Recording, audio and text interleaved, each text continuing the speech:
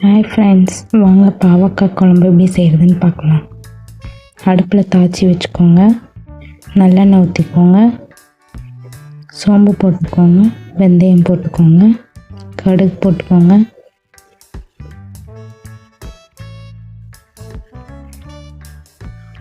பச்சை மிளகாய் போட்டுக்கோங்க, கருவேப்பிலை போட்டுக்கோங்க,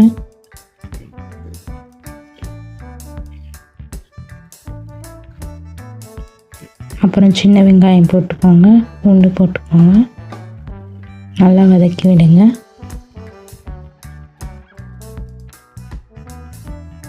உப்பு போட்டுக்கோங்க.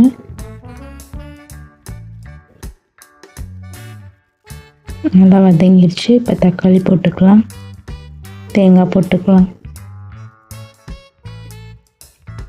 நல்லா வதங்கட்டும். தக்காளி தேங்காய் போட்டாச்சு.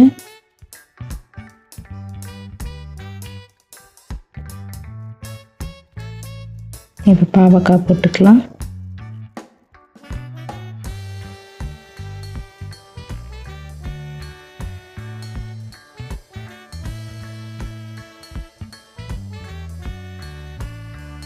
நல்லா ஃப்ரை பண்ணிக்கலாம்.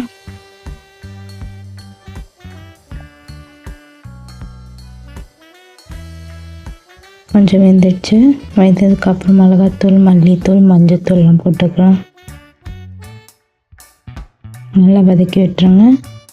பச்சை வாசனை போட்டும்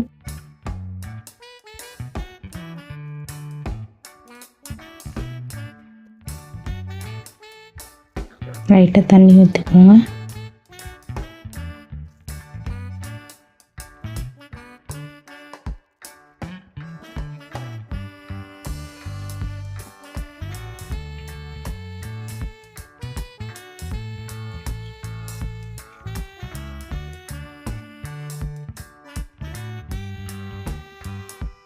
புளி தண்ணி ஊற்றிக்கலாம். தண்ணி தேவையான அளவு ஊற்றிக்கலாம். நல்லா மிக்ஸ் பண்ணி விடுங்க.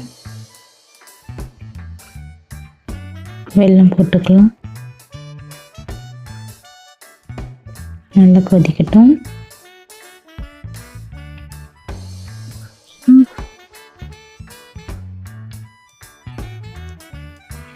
அவ்வளோதான். பிடிச்சிருந்தா லைக் பண்ணுங்கள், சப்ஸ்கிரைப் பண்ணுங்கள், கமெண்ட் பண்ணுங்கள், ஷேர் பண்ணுங்கள். தேங்க்யூ.